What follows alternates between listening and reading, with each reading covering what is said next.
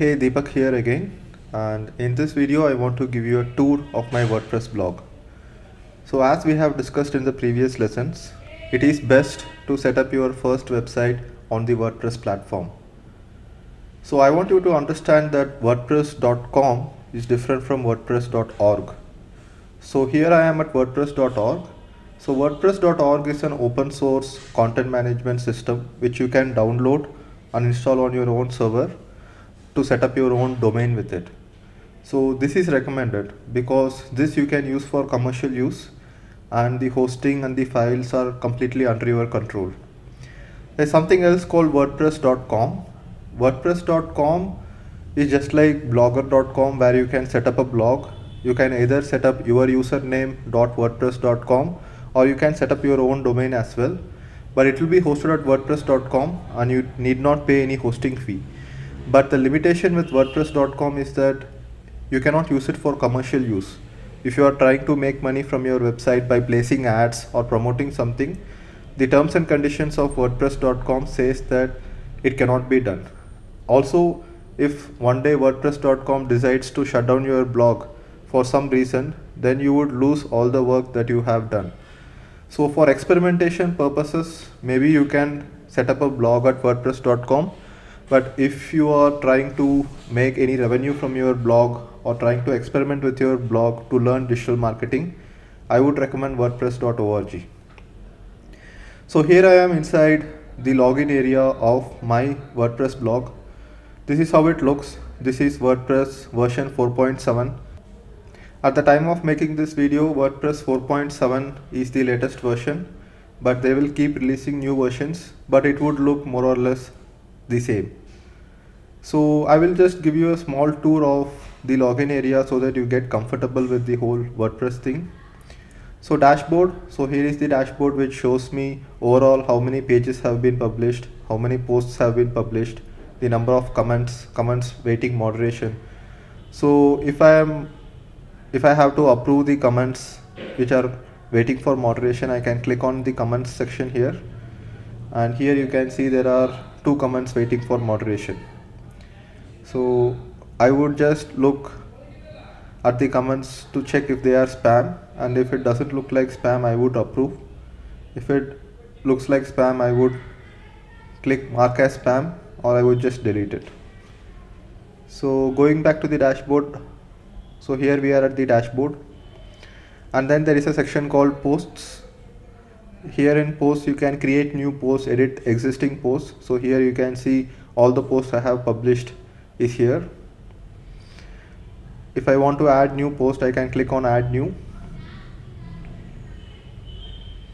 and here I can enter the title, enter the content, I can select categories, I can add the SEO tags such as titles, meta description and things like that, and then I can just go ahead and click on publish, and as soon as I click on publish, a new blog post will be published on my blog, and it is as easy as that.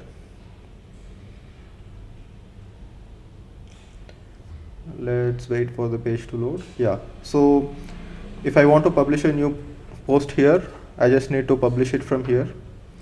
Then there is a section called media where I can upload all the media related to my blog, and this section can also be accessed from the add media button here. So if I want to upload an image for my post, I can click on add media and then just drag and drop a file from my desktop to upload it on the WordPress platform. There is something called pages which are different from posts. For example, if you go to my blog, click on top articles.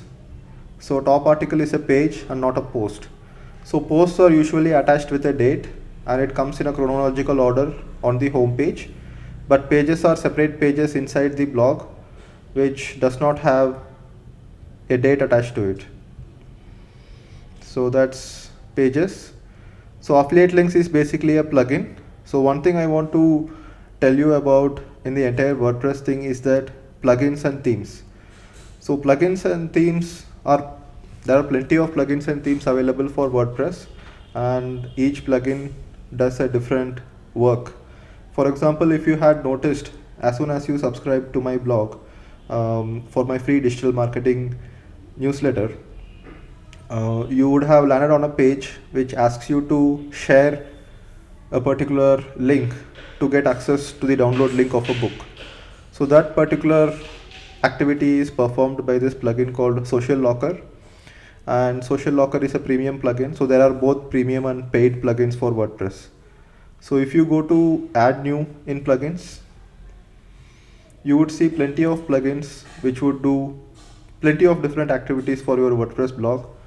And WordPress is the only platform which has so many plugins like this, both premium and free, which will enhance the functionality of your blog.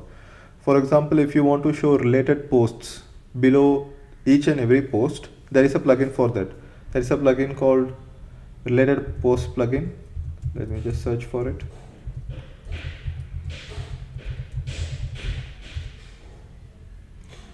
So if I search for related post plugin, you can see there is a few plugins. You can see the ratings, you can see the number of installs. So go ahead, look at a review of a plugin, and if you like that plugin, just install it. So initially when you are just experimenting with your WordPress blog, you can go ahead and install as many plugins as you like. But as a general rule, for the long term, adding a lot of plugins will clutter your WordPress blog. So I would recommend, if you are getting started with blogging very seriously, only install the plugins which are extremely necessary. So themes, so if you go to themes, so right now for my blog I am using a premium theme called Thesis, and the blog runs on the Thesis platform, but there are plenty of free themes as well. So if you go to themes and if you click on add new, sorry for the background noise, some construction activity going in the nearby plot. So here you can see plenty of free themes that are available in the WordPress repository. You can install any theme you want that you like, or you can go and search for premium themes. Just Google top 10 premium themes. So there are themes like Genesis or StudioPress. There are themes like Thesis, and there are plenty of paid themes which are good for professional blogging, like if you want a very good platform to build your blog on. And you can change the theme anytime you want. The basic core structure, all the content and the comments is stored in a database, not in the theme. So theme is just an outer layer. Then there are users. You can add new users to your blog. Like for example, if you need to add a writer to your blog who could log in themselves and publish posts, you could add a new user. And you can set permissions for this user as well. So you can set a permission as contributor or author. So they will not be able to go and change any settings in your blog, but they will be able to only go inside posts and submit a new post. So if it is a contributor, you can get a new post from them, and only upon your approval it will get published. Or you could go ahead and give an author permission where they could go ahead and publish directly if they want. So some more premium plugins that I use. So WordPress is a premium plugin. It will take daily backups of my blog and store it in 2 different server locations across the world, so that if one day my hosting goes down, I still have backups of my blog. So WordPress is a premium service. It would cost $5 a month for one blog. Then there is something called performance plugins, W3 Total Cache. So performance plugins basically helps speed up your website. WP Touch basically creates a mobile version of my site. Easy social share buttons. So you would have seen social share buttons on all my blog posts. So if you open up a blog post, you can see that there is a social share button, right? So these social share buttons are created by Easy Social Share Buttons plugin. And then there is Opt-in Monster. So Opt-in Monster is also a premium plugin. So if you click on this particular link, you can see there's a pop-up comes which asks you to subscribe to a free digital marketing course. So this is taken care of by Opt-in Monster. I have also written a review of Opt-in Monster on my blog. So that's about it, the tour of inside my WordPress blog. And if you have not set up your WordPress blog yet, I highly recommend you do. So there are plenty of free resources which I have given, and there are plenty of free resources on the web as well. WordPress, nearly 20% of the websites in the world are powered by WordPress. That's 1 in 5 websites powered by WordPress. WordPress has come over a long journey with so many open source developers working on developing it, and they are continuously improving the stability and the features of the platform. So that's about it. And if you have not registered a domain, go ahead and register a domain. After you register a domain, you need to buy hosting service to host your WordPress blog. I personally use this hosting company called WPX Hosting, which would cost you to start with somewhere around $25 a month. So I am on the $50 a month plan for my traffic. And one of the benefits of WPX hosting is that it's a managed WordPress hosting, and the page load speed is extremely fast.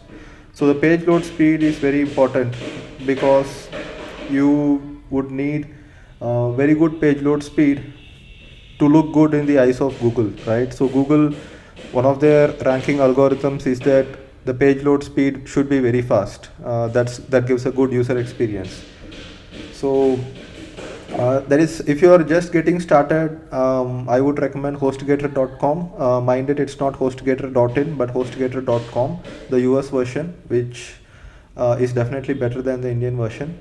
So you can click on buy now, basic web hosting, and you can go ahead and sign up for something like a hatchling plan, which is just for one website, or you can team up with a bunch of people, bunch of friends, and you can go ahead and buy something called, which is the baby plan. So you can look at baby plan. So baby plan will allow you to host unlimited websites in the sense, not technically unlimited, but they have limitations on how much bandwidth you can use and how much server resources you can use.